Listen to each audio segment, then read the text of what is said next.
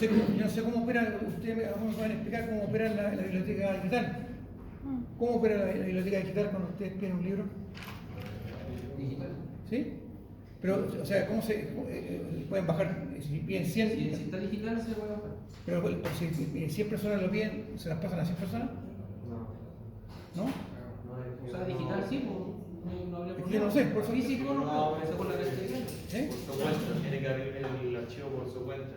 Si uno intenta abrirlo o compartirse mismo, se aparece como en Ya. O sea, pero ¿a qué punto yo? Si tú lo pides él, de acá, todo puede. A través de su propio correo. no pueden hacer captura de pantalla ni nada de eso. O sea, pueden leer solamente. Y no son descargables. No son descargables, ya, perfecto. Ya. Eso yo no sabía, por eso es bueno que ustedes me lo aclaren. Por eso de repente conviene tener la información alternativa, ¿sí? Si lo importante es cuál es el objetivo que ustedes persiguen. Es terminar la carrera y ¿cómo se llama? Y ser buenos profesionales. Bien. El programa de estudio, ¿qué es lo que nos dicen? La primera unidad, que es la que estamos conociendo ahora, introducción, propiedades y clasificación del suelo. Esta unidad nos va a tomar más o menos aproximadamente de 3 a 4 clases. Acuérdense ustedes que generalmente en el blog, la quinta semana, prueba número 1, la décima semana, prueba número 2, la décima quinta creo que es, prueba número 3. O sea, vamos a tener 4 clases. Bueno. Ahora, no se extrañen, yo de repente le hago una, ¿cómo se llama? ¿Cómo se llama esta cosa? Me aprovecho de la clase de mecánica de laboratorio. Cuando no me ha quedado tiempo, a veces sacrifico una clase de laboratorio y hago una ayudantía respecto a mecánica.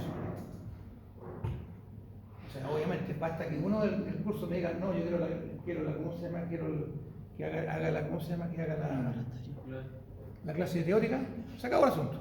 Pero yo le digo al planteo este.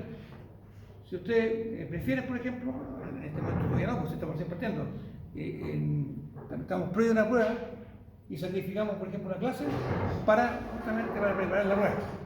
Y se hacen ejercicios en esa clase. Eso es lo que yo realmente hago. Eso no me lo permite el blog, pero lo hago. Porque hay una forma, porque de esa forma no tendría tiempo, porque ya sea por mi trabajo o por mi horario que tengo fuera de acá, no me queda el tiempo como para copiarlo. Entonces, a veces uno sacrifica una clase y esa clase va en beneficio del ramo. Y al final está ligado una cosa con la otra.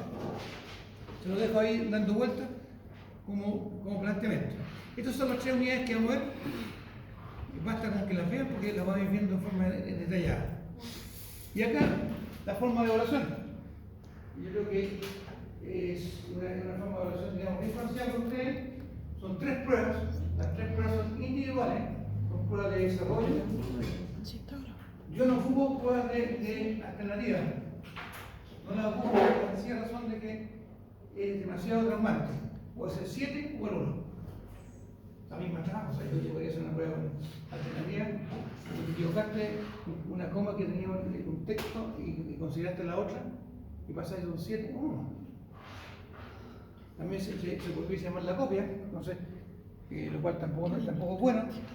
Las pruebas que yo hago generalmente son de desarrollo. De desarrollo, les vamos a explicar, por ejemplo, algún tema respecto que hayamos visto aquí, y un ejemplo numérico.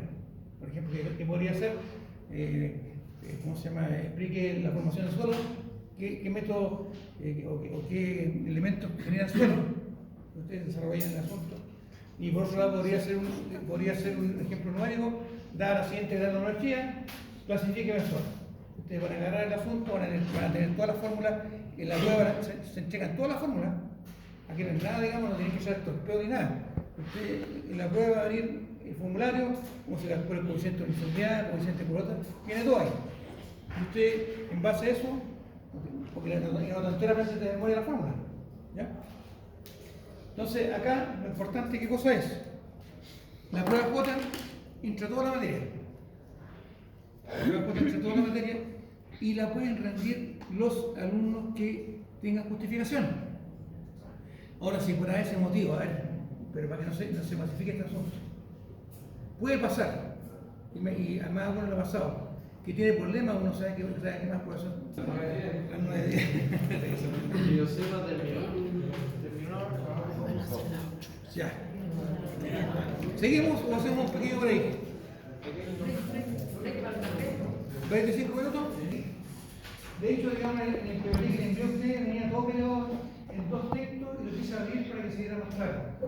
Dice, la mecánica del suelo es una especialidad que quiere decir que estudia las características mecánicas del suelo donde se proyectará la estructura. Estudia las características mecánicas del suelo donde se proyectará una estructura. De modo de que resista el peso o esfuerzo sometido por la misma durante toda la vida de la obra. ¿Qué pueden, de esa frase que está ahí, qué pueden ustedes concluir? Eso es un poco, o sea, aunque crean que lo que van a hacer, digamos, puede ser una aberración, díganlo. ¿Qué creen que es lo que esconde esa frase? Dice, que estudia las características mecánicas del suelo donde se apoyará una estructura, de modo de que resista el peso o Es lo que esfuerzo. estaba hablando delante. ¿Qué cosa van a saber? Sobre los tipos de suelo, si era arcilloso, rocoso. Perfecto, es una parte importante de Anisa. Hay otra parte también que es muy importante. ¿Qué es lo que pasa cuando, por ejemplo, usted tiene una casa? Y ahora con los familiares dicen, oye, ¿por qué no nos dedicamos a hacer clases? Hagamos un instituto. Tu casa tiene arriba cuatro salas, o sea, 4 dormitorios, lo vamos a editar como salas. Vamos a poner 40 alumnos ahí, ponemos unas pizarritas. La idea es fantástica. Pero ¿qué pasa con las cargas?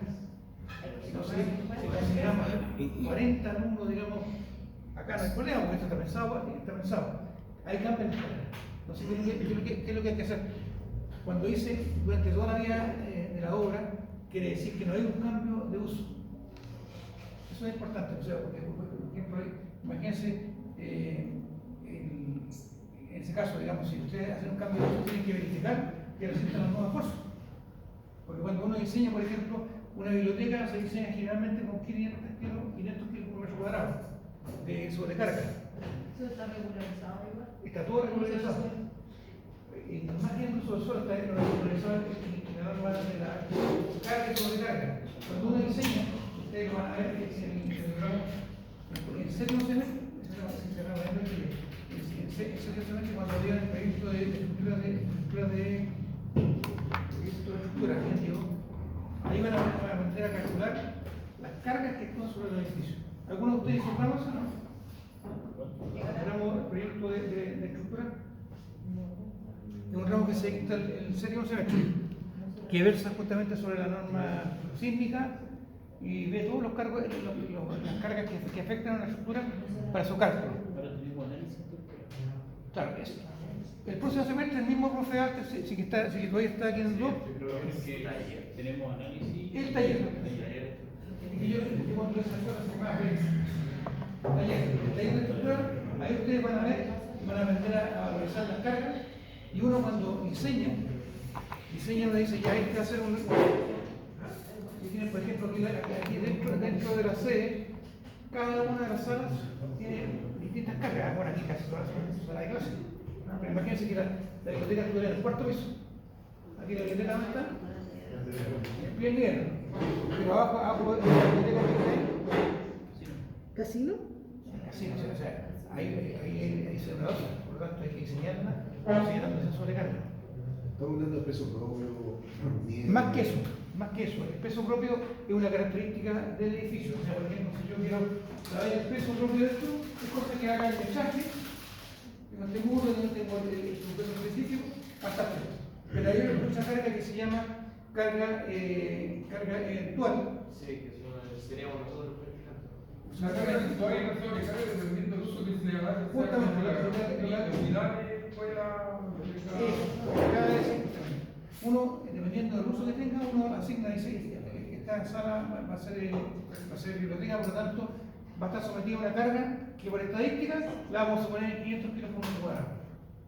Y esa carga va a ser diferente o menor a otra carga, por ejemplo, una sala de clase, o un pasillo, son distintos los valores. Eso lo va a establecer una norma.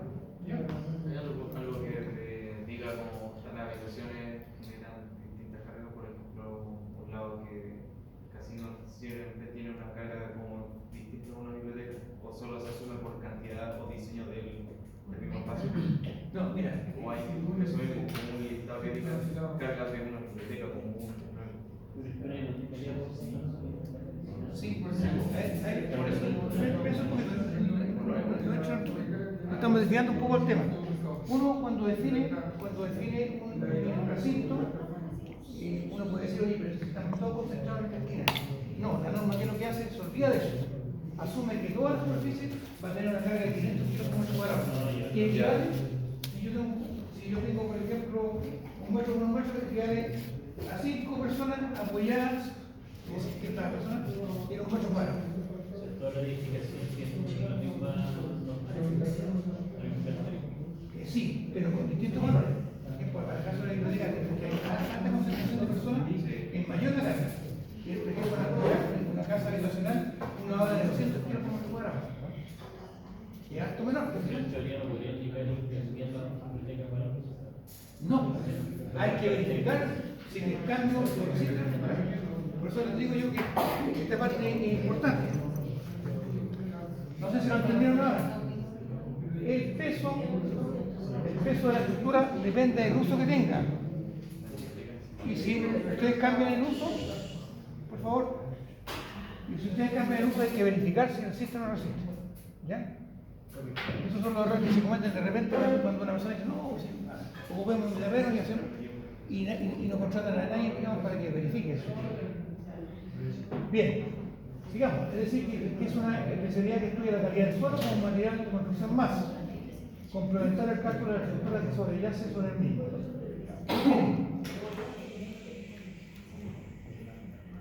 ¿Qué quiere decir esto? Lo que quiere decir esto es lo siguiente, que tanto el suelo como la estructura hacia arriba obedecen a cálculos para poder verificar que cumple.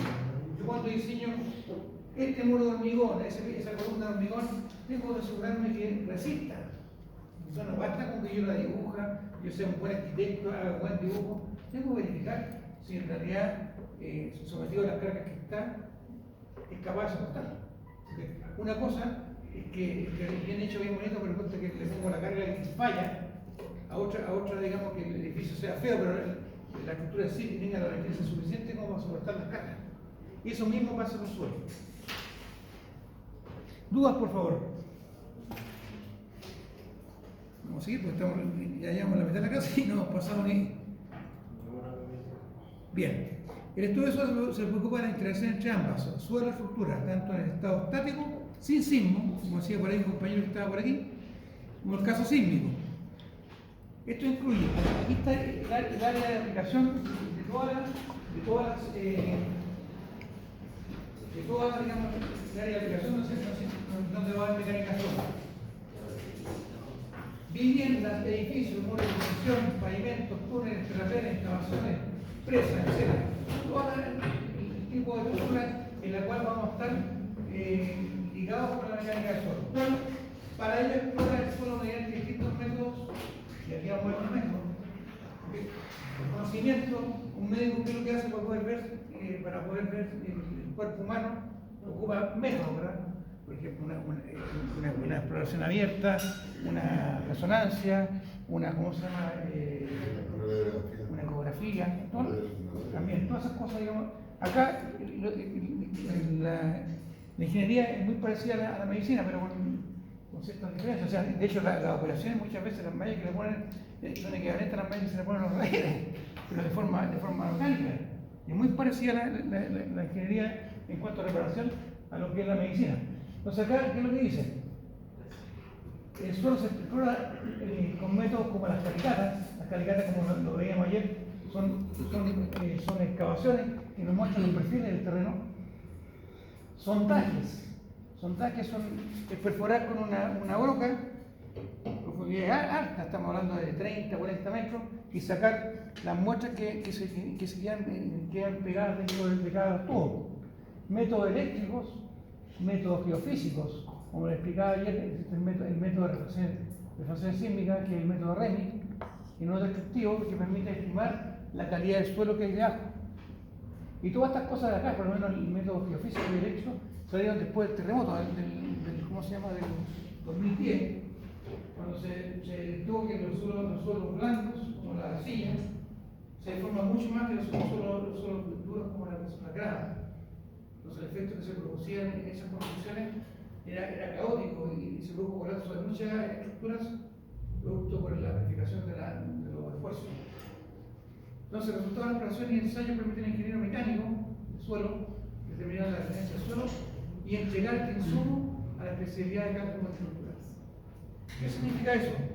El ingeniero estructural no define las cargas que soporta el suelo. El mecánico de suelo es que define las cargas.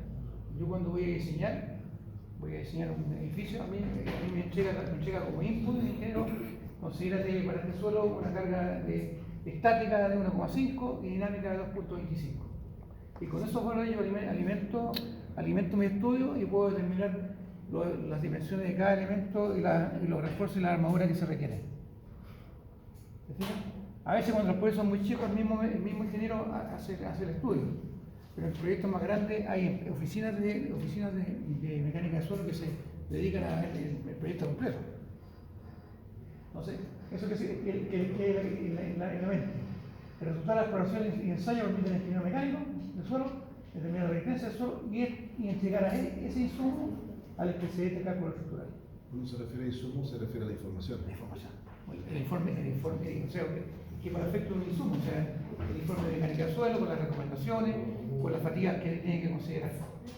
Y a mí me pasó, por ejemplo, cuando hicimos el superpollo que está ahí en el espejo, nosotros comenzamos a revisar la memoria, porque nosotros hacemos un poco lo mismo que le decía a usted. Por favor, piensen eso. Nosotros agarramos el proyecto, como a lo mejor a todas las va a pasar fiasco, después de que uno le comienzan a pasar los fiascos, comienza a tomar precauciones. Y revisamos el proyecto antes de construirlo. Y de repente comenzamos a tirar números respecto a la fundación y la fundación no da. Y el calculista, no, me equivoqué, acá aumente el ancho de la zapata. Pero usted ya tenía la zapata, menos mal que no estaba ni con nada, estaba todo excavado, tuvimos que agrandar la zanja. Porque hay un error de cálculo en la zapata. Sigamos. Definición de suelo. Aquí entramos con el famoso Carlos Crespo Villará, el del libro que le decía a usted. Dice, suelo es una delgada capa. Aquí si alguien me puede ayudar, porque me estoy quedando sin voz. Dice, suelo es una delgada capa sobre la corteza terrestre que proviene de la desintegración y alteración física y o química de las rocas y de los residuos de las actividades de los seres vivos que sobre ellas se encuentran. ¿Quién me puede explicar, quién tiene con esa frase que dice harto? A ver. Con confianza, opinen respecto a eso. ¿Cómo era? Lo que está en rojo dice, suelo es una delgada capa sobre la corteza terrestre que proviene de la desintegración y o alteración física y o química de las rocas y de los residuos de las actividades de los seres vivos que sobre ellas se sienten. Que sería como el resultante de la acción del ambiente y del ser humano conjunto. Ya, muy bien. ¿Alguien más que quiera aportar respecto a eso? El hecho, profe, de que llueva, por ejemplo, y que trafique harta gente por el mismo lado va impactando la tierra, entonces se genera mucho. Ya, muy bien. ¿Tan buena la idea? Sigamos, por favor, es importante. ¿Quién más puede aportar algo más? La capa, la corteza terrestre nunca está completamente lisa, siempre va a sufrir alteraciones. O sea, por eso que hay distintos tipos de suelo, porque distintos puntos geográficos del mundo determinan el tipo de suelo. Ya, perfecto. Distintos tipos de suelo aquí, Sí, pero fíjense lo siguiente, lo que han dicho en general está bastante bien. Dice, el suelo es una delgada capa sobre la corteza terrestre que proviene de la desintegración y o alteración física y o química de las rocas. Cuando habla de carga, ¿es proporción de la Tierra? O... En proporción de la Tierra. O sea, significa que está hablando de igual de kilómetros. O sea, podría ser 1 metro hasta 3 kilómetros. Perfecto. Pero acuérdense que justamente es la corteza de la que estamos hablando. Pero ¿qué es lo que pasa? Piensen lo siguiente. En cierta medida lo dijimos en otra atrás. ¿Qué pasa si se produce en los ríos? El río, por ejemplo, la cordillera se produce, digamos, el tejero que lo que hace, acarrea material fino, material grueso, y lo comienza a poner. Es como una lavadora, como una batidora que le da vuelta, hasta que de repente llega un remanso, a una parte que descansa. ¿Y qué pasa con esa partida que está en su posición? Se decanta, ¿verdad? O sea, si venimos en un torrente rápido, va que se van moliendo las piedras, y llegamos a una parte que está plana, el río se tranquiliza, ¿verdad? Dejó de ser un torrente y pasa a ser un río. Por eso la diferencia entre torrente, en los cauces, torrente y río. El torrente, digamos, es un régimen turbulento, el río es un régimen más suave. Pero eso también pasa a nivel de las napas. También pasa a nivel de las napas. Sí, porque por ejemplo nosotros aquí en Maipú supuestamente estamos subordinados a la cuenca del Maipo, ¿Ya? y toda el agua que arrastra por las napas subterráneas también vienen con material. Sí, perfecto. Porque nosotros hicimos un análisis para hacer un pozo profundo de 200 metros de profundidad, Ya. y hicimos un análisis eléctrico para ir clasificando la corteza, y nos encontramos con mucho material que venía de la cuenca arrastrado por las Claro. napas subterráneas. Sí, no, lo que tú dices, Jorge, es muy cierto. De hecho, digamos, a mí me tocó ver, digamos, en la obra que hice yo en Coquimbo, a 60, 70 metros sobre el nivel del mar, haciendo excavaciones para estanques, y encontré concha marina.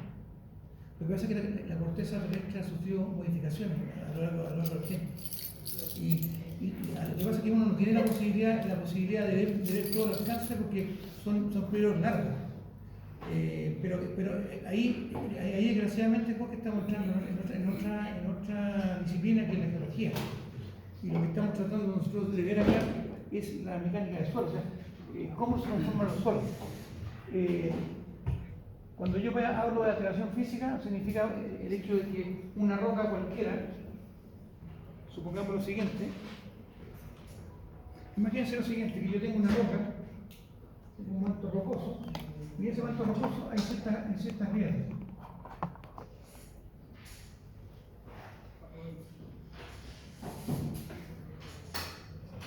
Y resulta que en el día, ustedes saben que la parte, digamos, hacia el norte, hay gradientes de temperatura muy altos. En el día pueden haber 40 grados, 50 grados, y en la noche la temperatura puede bajar a menos 40 grados. Entonces, ¿qué es lo que pasa? Aquí tengo el azulito, acá tengo el azulito. En la noche, esto generalmente se llena de agua. Esto obviamente está exagerado. Esa agüita que está aquí llena de intersticio, en la noche cuando baja la temperatura, ¿qué es lo que pasa? Se congela, ¿eh? Se congela, y al congelarse, ¿qué es lo que pasa? Aumenta el volumen. Y o sea, se expande muy bien, como dice muy bien el compañero, y al expandirse, ¿qué es lo que hace? Abre la grieta. Va abriendo cada vez más la grieta. Y esto es un ciclo que pasa todos los días. Es como en las calles. Es como, sí, también en cierta medida es como las calles, sí. Es como las calles. Esto es un ciclo que se repite día a día. Entonces, ¿qué es lo que pasa? Uno parte con una pequeña fisura, y lo que pasa realmente con las edificaciones, ¿sí? Uno no tiene la precaución de protegerlo, las edificaciones, la fisura, o protegerlas ya sea con el tubo o con algún producto. Pasa esto también, se comienzan a romper y aparecen los fierros que están un poquito más abajo. En el suelo que no hay fierro, es más fácil el proceso. Entonces, esto que está acá corresponde a lo que se llama la alteración física.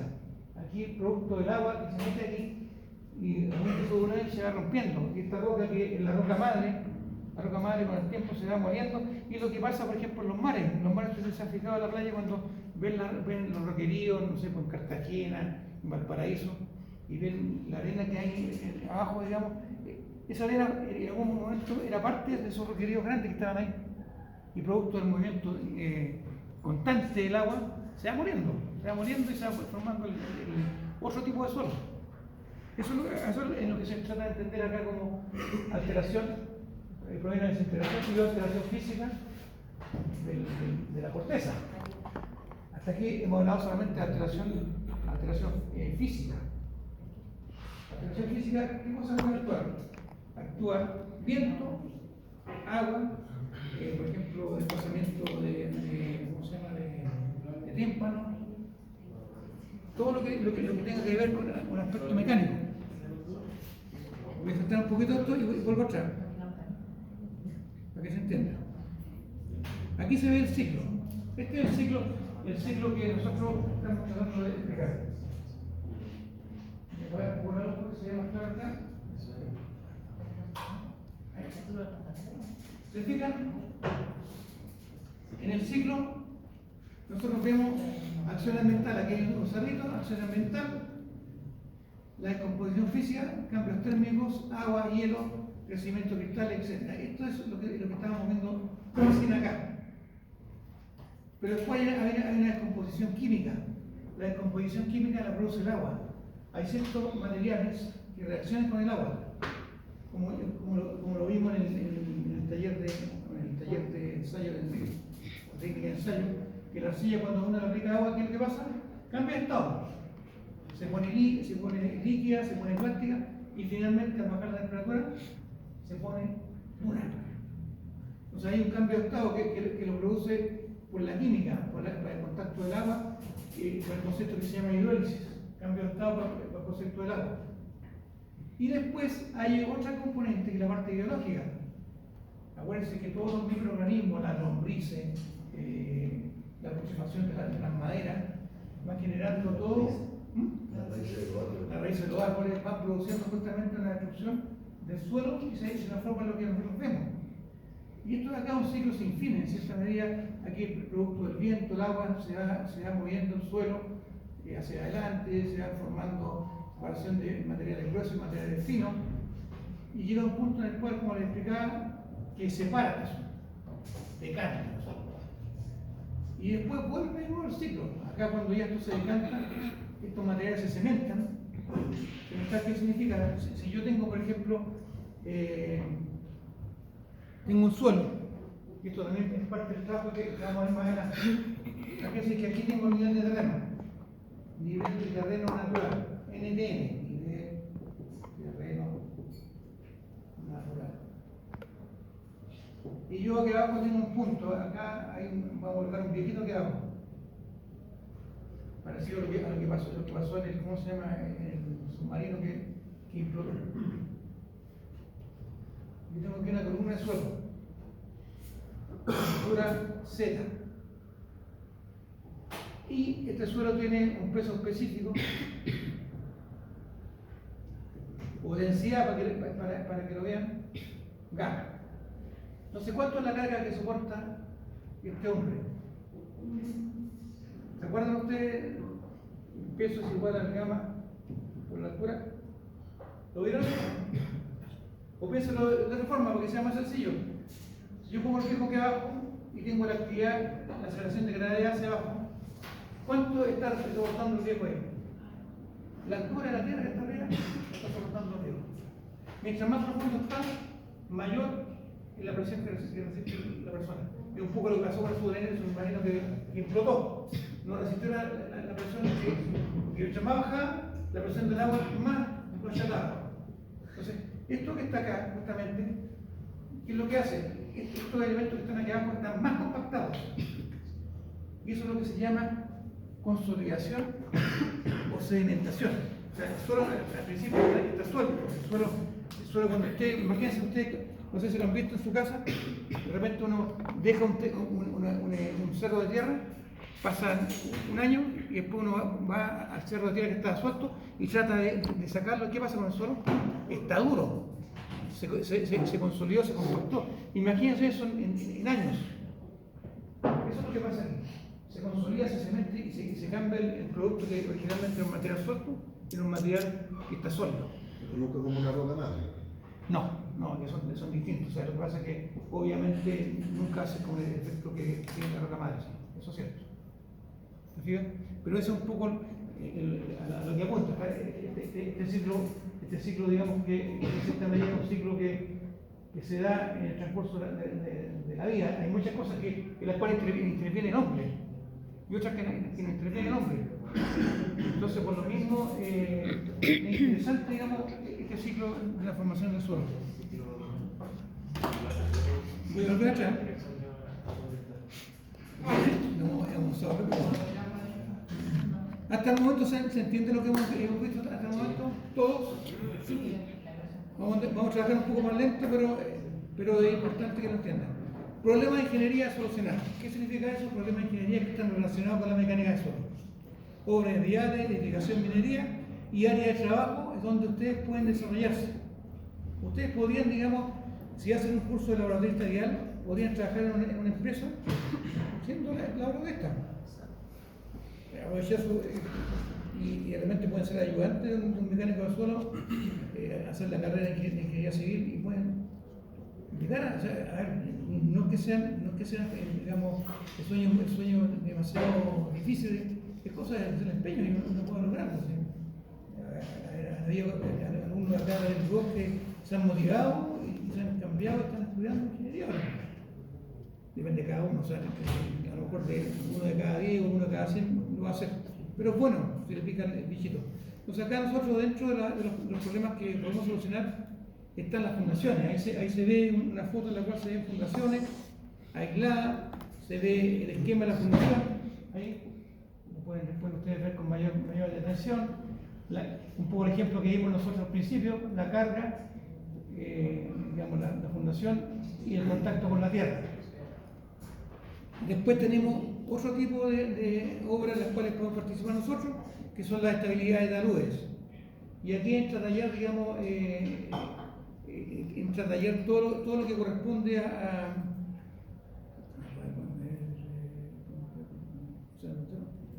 aquí entra a tallar justamente esta estabilidad. No sé si ustedes, cuando han ido al Cerro San Cristóbal, se han fijado que casi todos los taludes están protegidos con una membrana de mortero secreteado, porque se han producido mucho derrumbe. Entonces esto, para evitar, digamos, el derrumbe, se protege ya sea con lechada o con choques o con pernos inyectados hacia la roca, justamente para firmarlo. Y eso también se ve, por ejemplo, con el camino de la pirámide. ¿Se fijan? Eso también es una parte en la cual ustedes pueden ver esa parte. También tenemos algo que vimos el semestre pasado, muy por encima, que ustedes lo ven en las civiles, la estabilidad de terraplenes. O sea, un terraplén, ¿cuál es el objetivo que persigue? Un suelo blando, si uno hace un terraplén, puede lograr disminuir la carga que está aplicada sobre el suelo y por lo tanto que no se produzcan deformaciones muy altas. Después tenemos otro tipo de aplicaciones que nosotros, a lo mejor ojalá que a algunos de ustedes les toque, diseño de represas.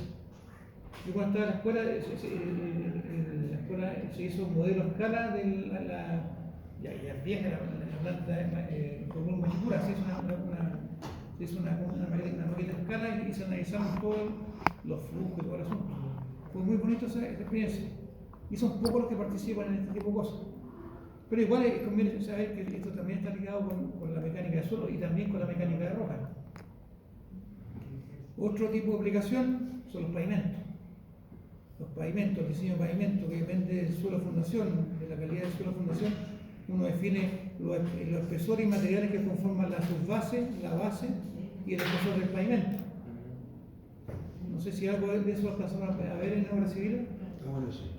Están en eso ya. ¿Quién es el profesor? Carlos. Carlos, no, ya. Lo ubico a Carlos. Y finalmente, una obra que es muy útil son los muros de construcción, que algo vimos en el centro de Pascua. Acá se ve un muro de construcción.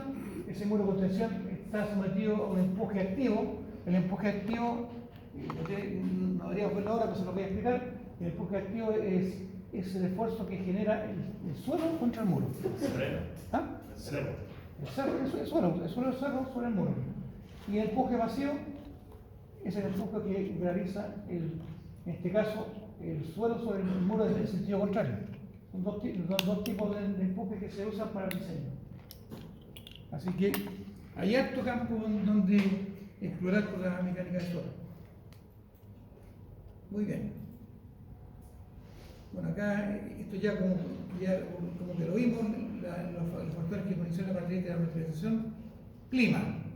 El clima es algo que ¿cómo se llama?, que posibilita la formación del suelo. La topografía en los cerros, por ejemplo. Los organismos vivos. Cuando hay muchos organismos vivos, los organismos vivos, sobre todo las lombrices, hacen su trabajo y van cambiando la característica del suelo. La roca madre y el tiempo transcurrido. Si yo adelanto un poco el asunto y vemos el siguiente esquema, este esquema es bien ilustrativo. Si se fijan acá, la primera foto que es lo que muestra, la roca madre. El lecho rocoso empieza a desintegrarse. Esta la roca, no hay vegetación, está cayendo agüita. Pasa un poco de tiempo, aquí sigue el lecho rocoso tal cual, pero aquí arriba, ¿qué es lo que pasa? Comienza a aparecer materia orgánica. ¿Se fijan? Comienza a aparecer materia orgánica, por lo tanto raíces. Sigue pasando el tiempo, la materia orgánica comienza a crecer, las raíces son más profundas y ya se comienzan a distinguir los horizontes. Aquí está el lecho rocoso, la roca madre, aquí se ve un lecho, un estrato que se ve ya más bien afectado, y arriba se ve una capa que es la capa vegetal.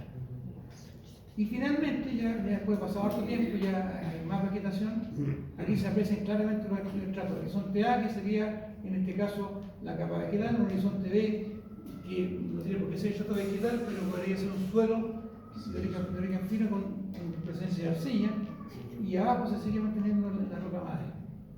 Entonces, este es un poco el ciclo que se produce en los suelos, producto del agua y la materialización.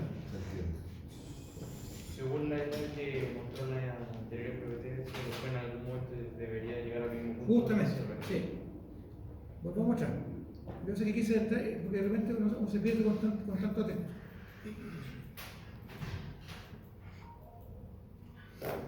Acá, veamos este esquema de desintegración mecánica, el interperismo de las rocas por agente físico, que esto de acá proviene de esto, y ya lo vimos esto de acá. ¿Qué significa eso?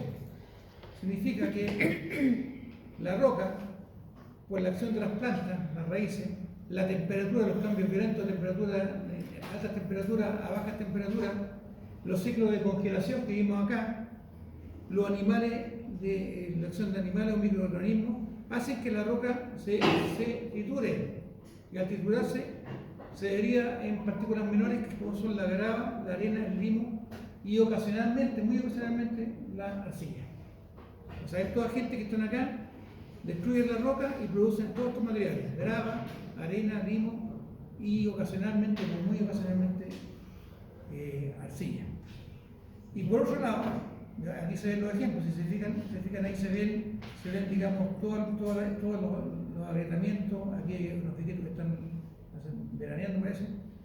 Acá abrasión por glaciares, ahí se ve lo que es la materialización mecánica.